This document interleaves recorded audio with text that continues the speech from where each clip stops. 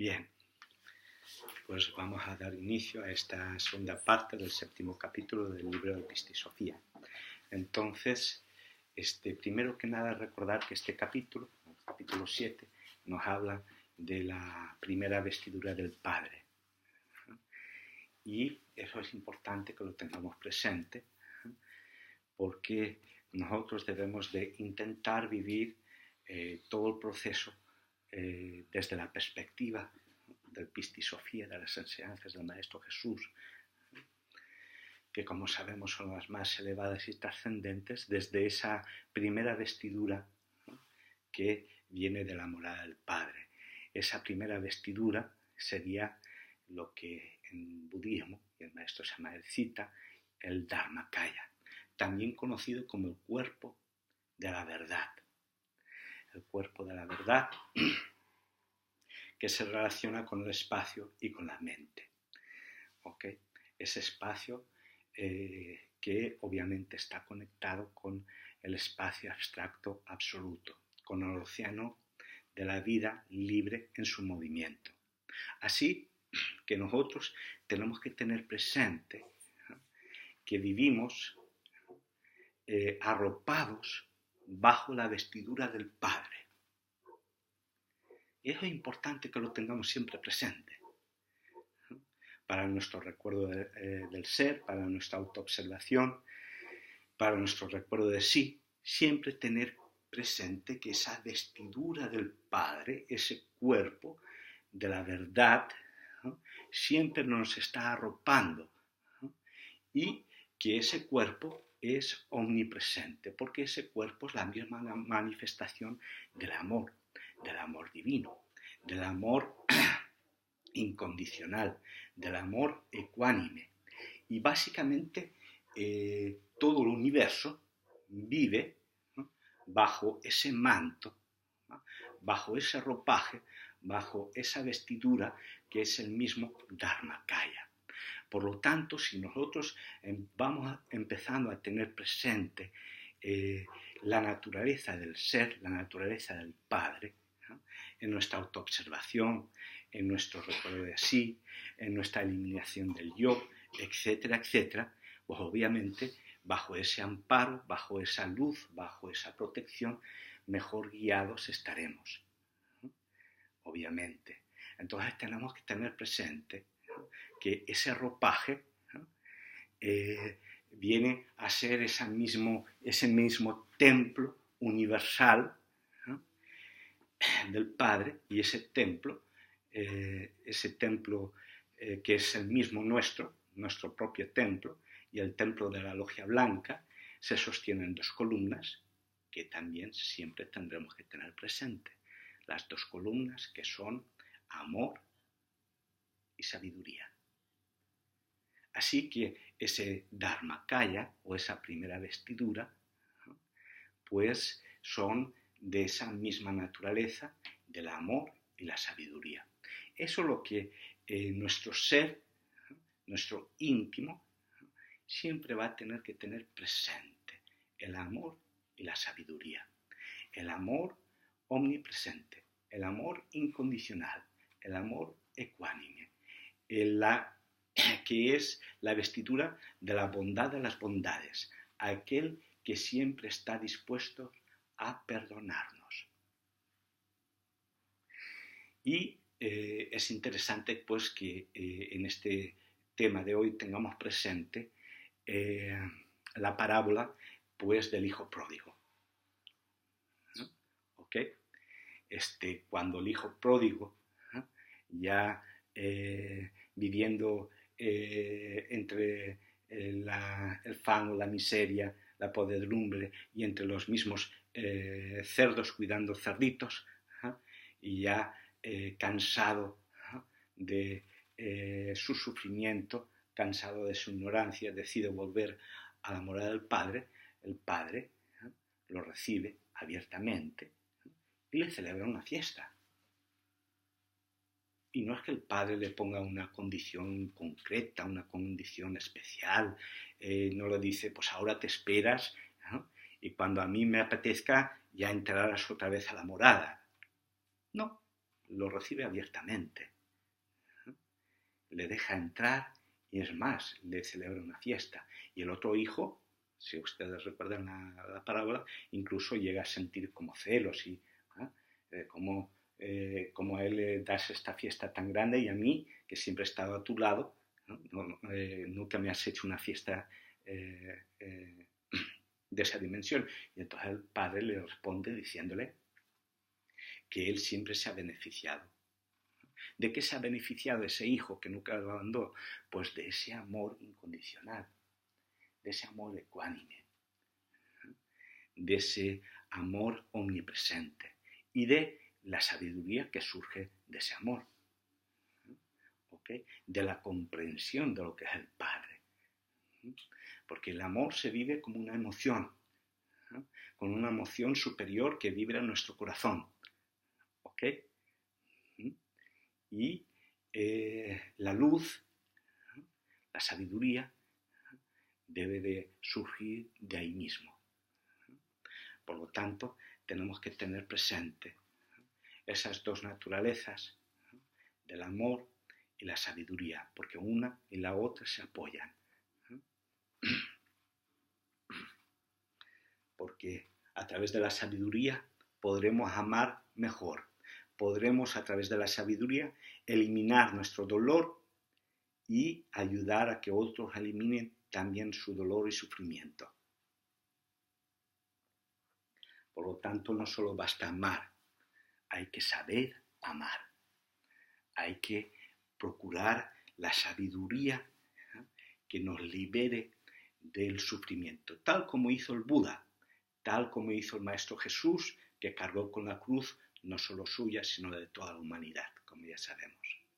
Así que tenemos que tener presente esa vestidura, tener presente ese ropaje, y lo tenemos que tener presente aquí y ahora, porque como tiempo atrás comentábamos, la única y posible forma de conectar con la eternidad es practicar el aquí y ahora. Tú no puedes conectar con la eternidad pensando en un futuro, porque entonces caes en la trampa del tiempo, que es la trampa del ego. Tú no puedes pensar, decir, en la medida que vaya progresando más adelante, podré llegar, ¿no?, a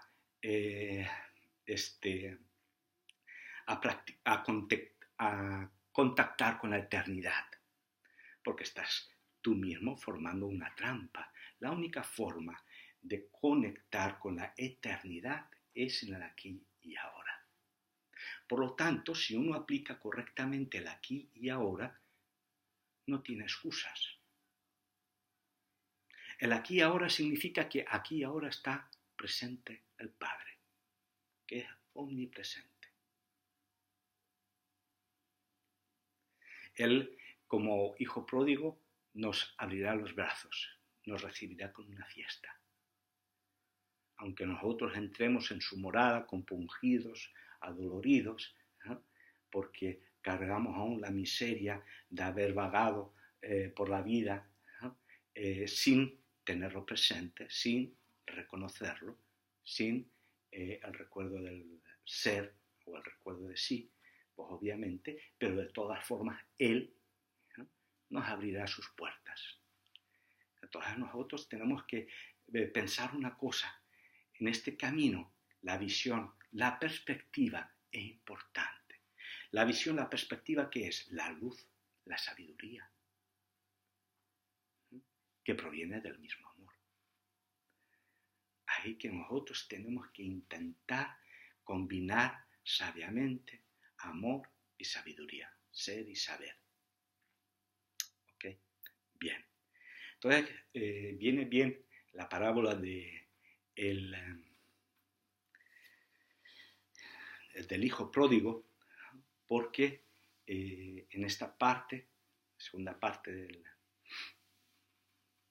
7º capítulo, se nos habla de las 12 potestades, de los 12 salvadores, de los 12 redentores, Y, como bien explica el maestro Samael, son 12 partes de 12 partes del ser en lo manifestado. Cuando viene la manifestación, pues a través de la ley del 3 y después con la ley del 7, 3 fuerzas más 4 elementos que se multiplican 3 por 4 y forman 12 signos, donde se combinan pues las 3 fuerzas del universo y los 4 elementos, y así se forma el zodiaco, como estuvimos explicando, ¿no?, en el retiro sobre cosmonosis, ¿no?, donde estuvimos explicando por la característica, ¿no?, de esos 12 apóstoles o las características de los 12 signos zodiacales. Así que, efectivamente, el Maestro Jesús nos explica cómo Él, al venir al mundo, aunque luego advierte de que ni ellos, ni los apóstoles, ni Él pertenecen a este mundo. ¿Por qué dice eso? Él los trae a este mundo y los hace germinar a través de la experiencia de Gabriel, es decir, a través de la luna, de la concepción, ¿no?, que tomen forma en esta existencia, que tomen forma en esta manifestación. Esas 12 partes del ser.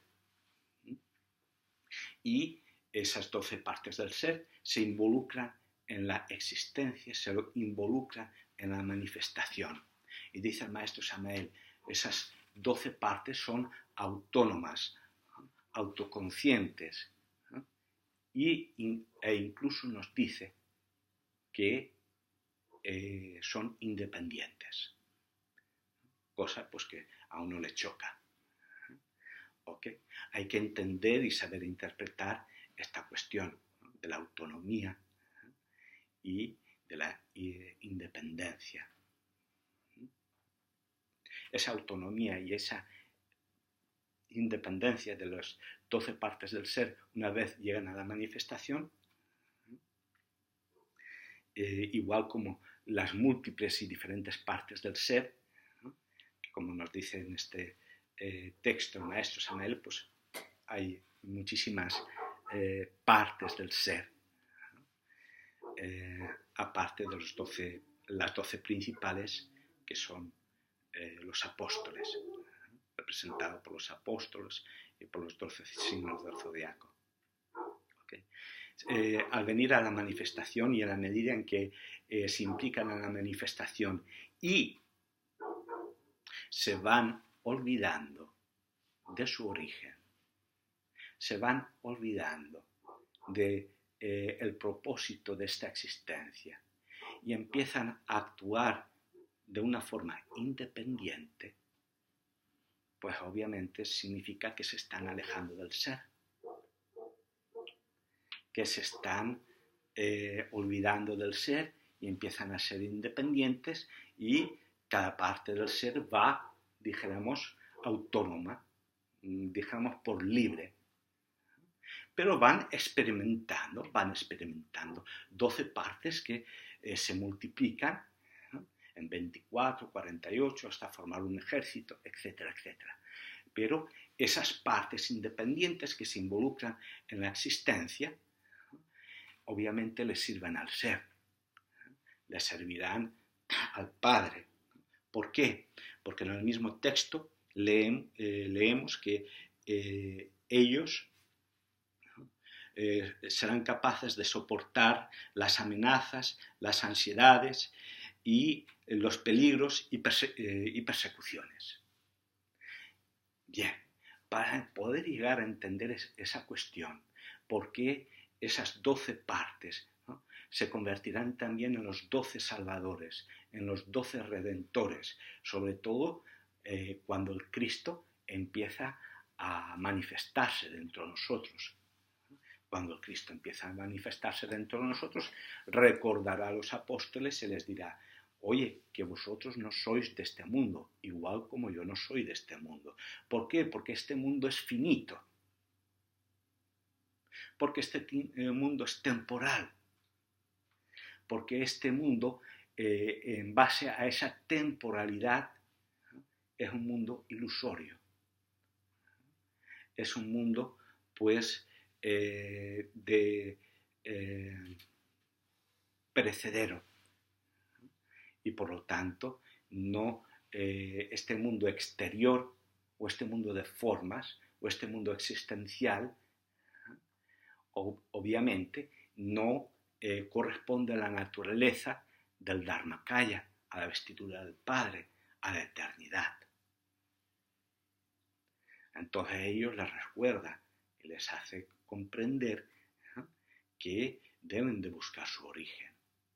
Pero más adelante, en el Pistis Sophia, cuando llegue su momento, y lleguemos a esa parte donde el Pistis Sophia dice, a través del Maestro Jesús, ¿no?, que la verdad viene de abajo y la virtud viene de arriba, y que la virtud y la verdad se besan. De alguna manera, la virtud que viene de arriba y la verdad que viene de abajo se unifican a través del Cristo. Llegará el momento en que eso lo leeremos en el texto más adelante, después de los arrepentimientos, sobre el tema de Pistis Sophia. Entonces, ¿por qué la verdad viene de abajo y la virtud de arriba? ¿Okay? Bien, la verdad es lo que nosotros estamos viviendo aquí y ahora. La verdad es lo que, en cierta manera, nosotros estamos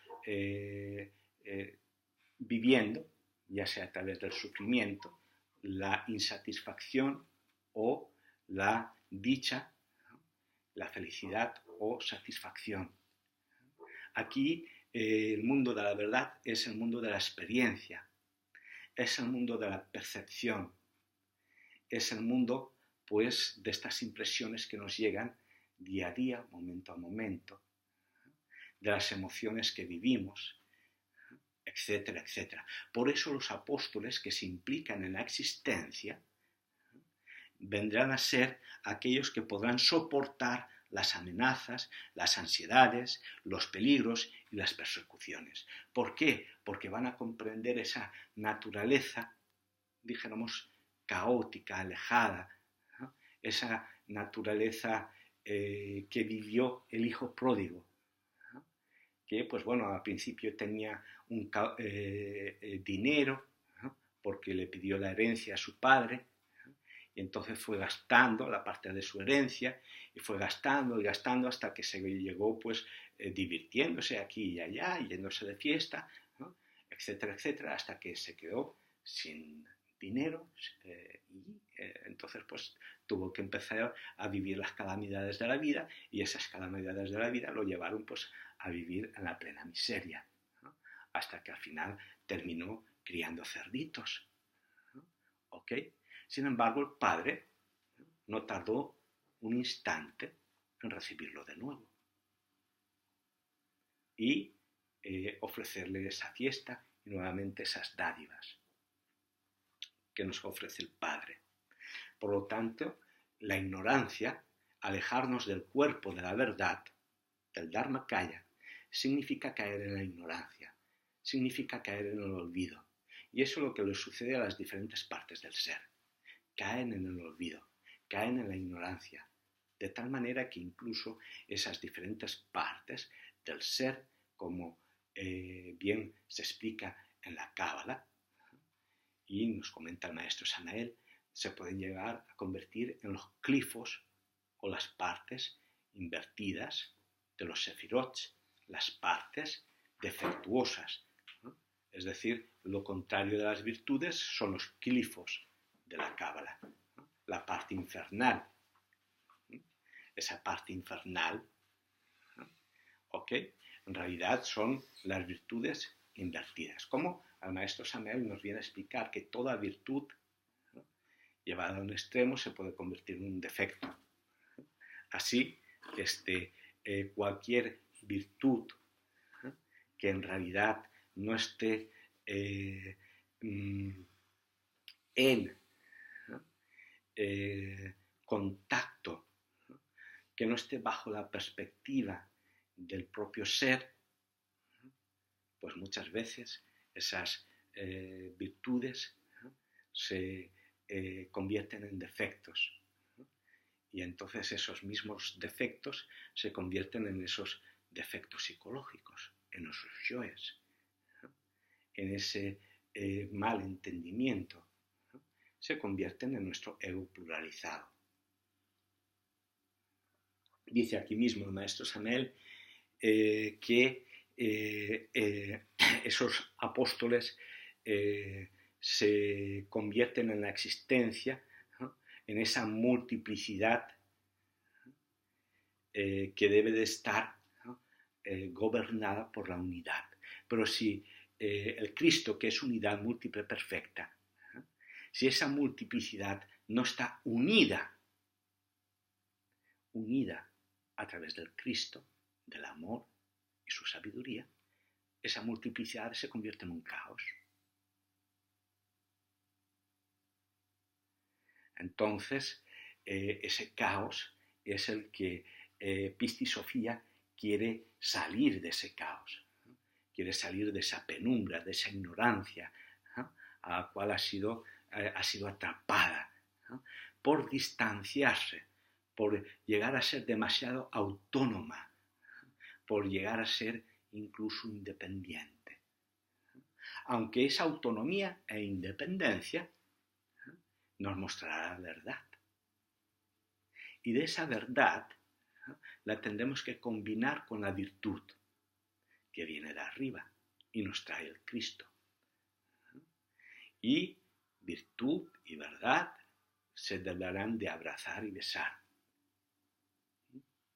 Como decíamos más adelante, podremos comentar y hablar al respecto cuando llegue el momento en el Pistis Sophia. Bien, entonces nosotros tenemos que entender que debemos de, como dice el maestro Samael, crear alma, más allá cristalizar alma. Cristalizar alma, ¿qué significa? Que esas facultades, que esas virtudes vengan a manifestarse dentro de nosotros. Que esos 12 apóstoles y sus cualidades vengan a asistir en unidad al Cristo. Eso es cristalizar alma. Una cosa es crear el alma, es decir, crear los cuerpos existenciales del ser astral, mental y causal. Otra cosa es llegar a cristalizar alma, es decir, que las virtudes, ¿no?, impregnen esa alma. Que esas cualidades de los 12 apóstoles que el maestro llega a diferenciar en el texto, que una cosa son las facultades de los apóstoles y otra cosa son los apóstoles. Y otra cosa serían los redentores o salvadores. Porque los redentores o los salvadores, ¿qué son? Son, en realidad, esas partes del ser instruidas por el propio Cristo. Entonces, el Cristo es el que unifica. ¿Okay? Y, obviamente, que en la medida en que nosotros vayamos cristalizando alma, eso va a significar que vamos a ir muriendo psicológicamente. Tener presente entonces lo que es la unidad. Cuanto antes abandonemos la trampa de la mente sensual y la trampa de la mente intermedia y nos introduzcamos en la mente interior, cuanto antes salgamos de la dualidad, antes podremos encontrar la morada del ser. Encontrar la morada del ser y el ropaje del ser. Porque de lo que se trata es de llegar a esa unidad. Porque multiplicidad ya somos. Y más bien una multiplicidad caótica. Por lo tanto, lo que tenemos que buscar es la unidad, para que esa unidad se convierta en una unidad múltiple perfecta. Por lo tanto, amor, pero obviamente también sabiduría. Sabiduría que nos permita comprender qué es esa unidad. Es una unidad no dual. En esa unidad del Cristo, en esa unidad del Padre, en ese Dharmakaya, en ese cuerpo de la verdad, no hay dualidades. El yin y el yang están unidos. ¿Puede nuestra mente intermedia entender que lo blanco y lo negro pueden estar juntos y en armonía? Pues no lo puede entender, porque para la mente intermedia, lo blanco es blanco y lo negro es negro. Y lo blanco va por un lado y lo negro va por otro. Y no es capaz de comprender lo que es el Tao, lo que es la unidad, lo que es la armonía. ¿Ok? Si nosotros llegáramos a comprender lo que es la unidad, como tiempo atrás les expliqué, en esa unidad nos vamos a dar cuenta de que arriba y abajo pertenecen a una misma mente.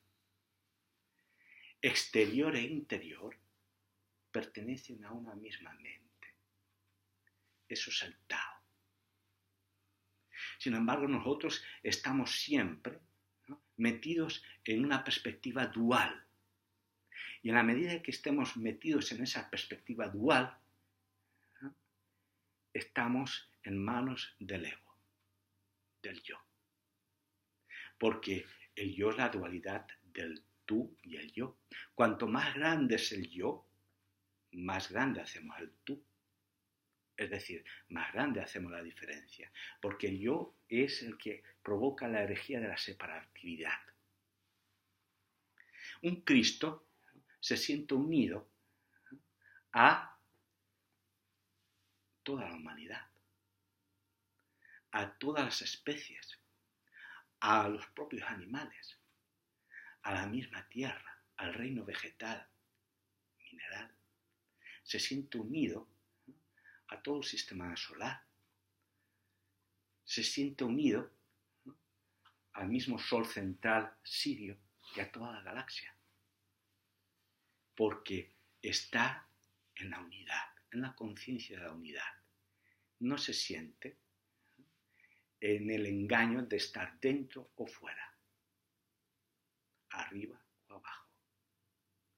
El día que lleguemos a comprender a través de la mente interior y la intuición que cielo e infierno forman parte de una misma mente,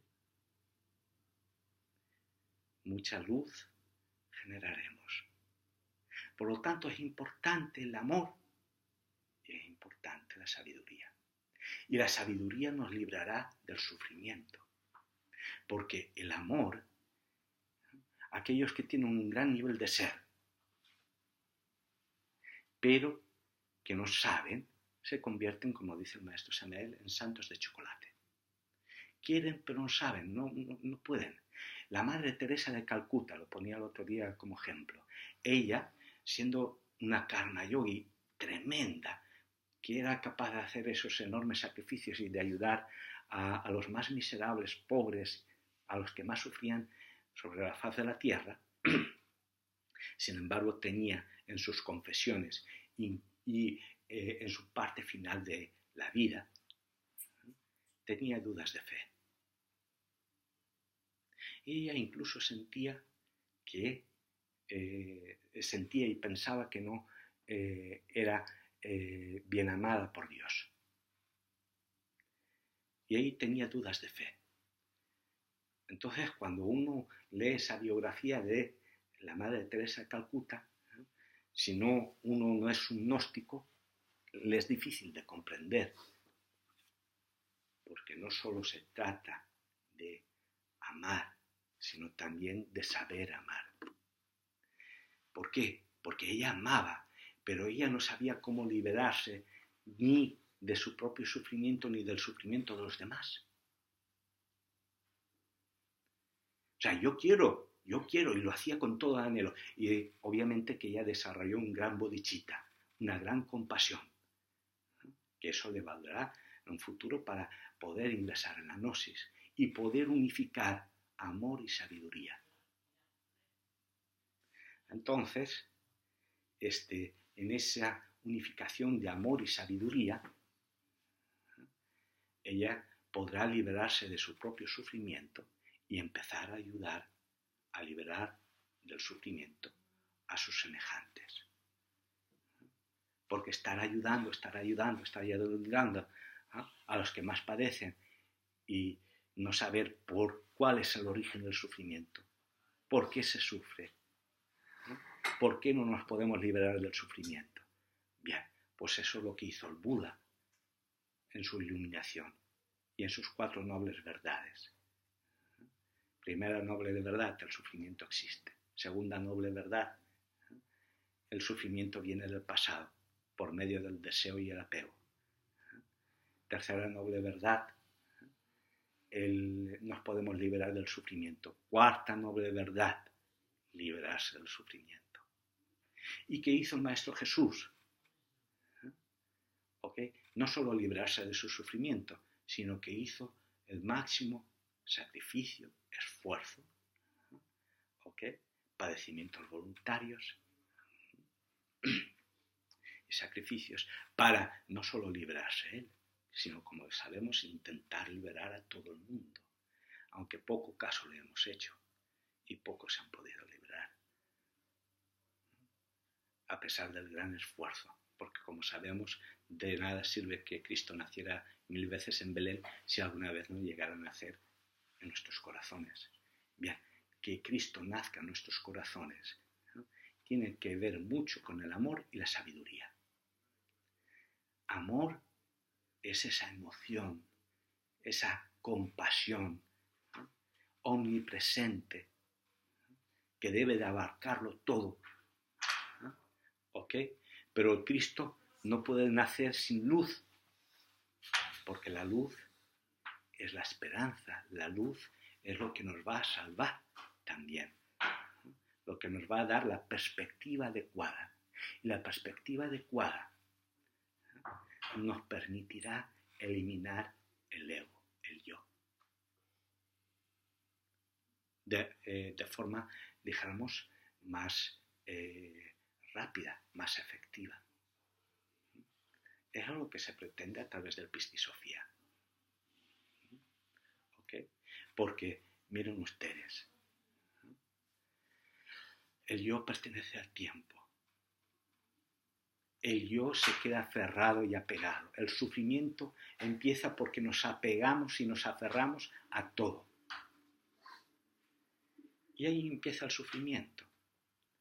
Entonces nos damos cuenta de que en realidad todo, ¿okay?, va a, como nos dicen las enseñanzas del vacío, ¿no?, todo es impermanente. Nada permanece. ¿Ok? Ninguna forma permanece. Todo se disuelve. Por lo tanto, no hay por qué generar deseo y apego a las cosas. Si yo soy capaz de aplicar el aquí y ahora, la filosofía de la momentaneidad a cada momento, entonces tener presente pues que el Padre es infinito y nosotros nos ponemos de ese lado del Padre. En el momento en que nos pongamos del lado del Padre, nuestra visión, nuestra perspectiva será mucho más amplia y profunda. Le quitaremos el sostén al yo, al ego, porque el yo pertenece al tiempo y estará preocupado del pasado, estará preocupado del futuro, ¿no? Querrá autorrealizarse más adelante, ¿no? ¿Ok? Y se despreocupa del aquí y ahora. Entonces nosotros tenemos que procurar siempre el aquí y ahora. Y ese aquí y ahora, porque el despertar a la conciencia, miren ustedes, es un estado de conciencia. Y lo que tenemos que hacer es adquirir ese estado. Ese cuarto estado de conciencia, o ese tercer estado de conciencia que nos llevará a un cuarto estado de conciencia, es un estado. Y eso es lo que tenemos que encontrar. Nosotros tenemos que procurar un estado. ¿Ok? Pero para eso, miren, el Padre nos abrirá sus puertas, nos abrirá su morada, nos cubrirá con su vestidura, nos arropará. Pero para ello, ¿qué va a requerir? Un estado. En ese estado que nosotros que tendremos que tener presente, su amor incondicional, su amor ecuánime, su amor omnipresente, su luz. Todo es un inmenso espacio, todo es la mente universal. Nosotros formamos parte de esa mente universal, estamos dentro de esa mente universal y estamos fuera de esa mente universal porque participamos de ello. Estamos dentro y fuera. ¿Ok? Porque estamos en una unidad. ¿Ok? Al ego no le gusta comprender lo que es la unidad no dual. Él prefiere e insistirá y nos costará nuestro tiempo, porque estamos atados al tiempo, llegar a comprender que la dualidad es la trampa del yo. La mente dual, intermedia. ¿Ok? Esa es la donde el yo se manifiesta, donde el yo se esconde, donde el yo hace todas sus enredos. Por lo tanto, no debemos de caer en esa trampa de lo temporal, sino que todo lo contrario. Tenemos que procurar lo atemporal.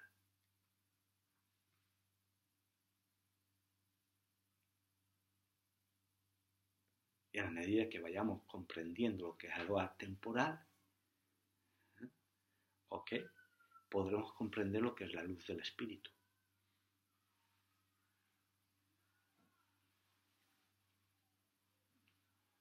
Porque la luz del espíritu es intangible, es abstracta. No se puede medir, no se puede pesar. Poco a poco, en la medida en que vayamos eliminando la dualidad y vayamos entrando en la unidad, comprenderemos que la conciencia es una conciencia autoiluminada. O sea, que se autoconciencia. La conciencia tiene una propiedad autoluminosa. No necesita de nada para apoyarse. Como reza la oración de San Francisco. El Cristo no necesita apoyarse en nada. Le basta su propia conciencia. Si nosotros nos unificamos en amor y sabiduría, pues entonces no necesitaremos ningún apoyo externo, ni caeremos en la trampa ni en la mentira de la dualidad. Bien, no sé si hay alguna pregunta, algún comentario. Lo vamos a dejar aquí porque en los siguientes temas pues iremos ahondando en esta cuestión. Hay que tener presente sencillamente como conclusión 12 partes que se involucran en la manifestación, en lo existencial, que adquieren autonomía, independencia, pero porque se alejan de la unidad. ¿Ok? Es como si nuestra mano empezara a actuar independientemente del brazo y del resto del cuerpo. ¿Ok? Pero nosotros sabemos que nuestra mano, ¿no?, o las diferentes partes del ser, porque sabemos que Piscis rige los pies, Acuario rige las pantorrillas, Capricornio las rodillas, Sagitario los muslos, Escorpio nuestros órganos sexuales, Libra ¿no? Cintura y cadera, riñones, y así pues cada signo rige, ¿no? Las diferentes partes del cuerpo, ¿no? Tauro rige el cuello, Aries pues finalmente la cabeza, y entonces pues todo debe de actuar de forma unificada. En la medida en que nos unifiquemos, encontremos la unidad, la multiplicidad funcionará correctamente. A ver, has dicho que las virtudes, cuando están en contacto con el ser, con el Cristo, se pueden convertir en agregados, ¿no? No, en agregados, a ver, ¿cómo lo has dicho? Hablabas de los apóstoles que se convierten en glifos, que sería lo opuesto, ¿no? Entonces decías que si la virtud no está con el ser, no está con el Cristo, pues también se transforma como en un defecto psicológico, ¿no? Entonces, ¿esos serían los yoes buenos? Es que ya no lo he entendido muy bien, no lo tengo claro. Yoes buenos y malos. ¿En ese sentido? Claro. Ejemplo, es decir, que una virtud, el maestro Samael lo dice así, ¿eh? Que una virtud llevada al extremo se convierte en un defecto. ¿Eh? ¿Y por qué se lleva a un extremo una virtud? ¿Eh? Pues porque hay carencia de luz, hay carencia de comprensión, ¿eh? Porque en realidad no se comprende lo que es verdaderamente el amor. ¿Ok? Entonces, toda virtud, ¿no? Porque todo lo que nosotros vemos por dentro y por fuera pertenece al ser.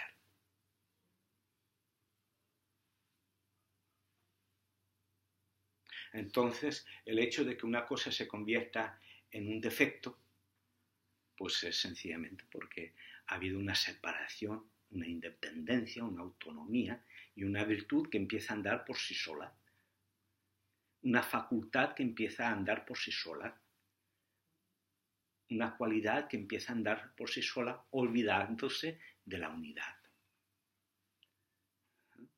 Entonces, nosotros tenemos que llegar a entender que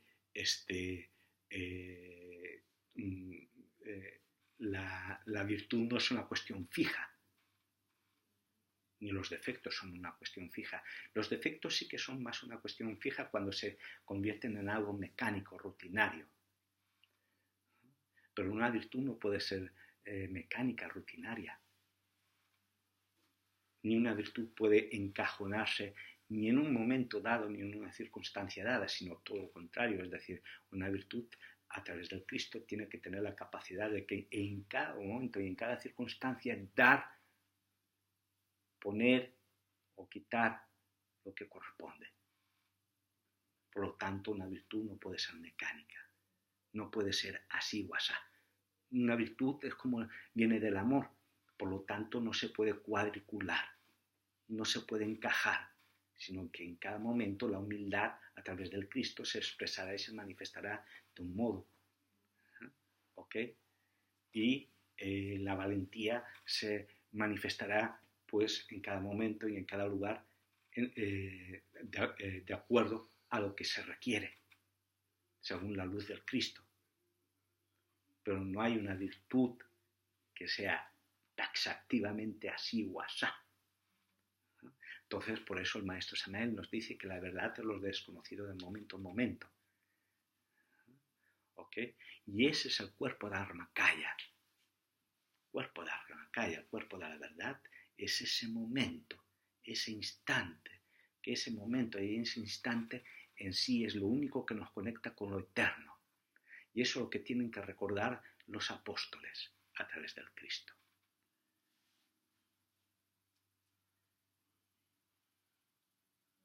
¿Ok? Bien. Pues lo dejamos de momento aquí y seguimos pues para el próximo día. Hasta pronto.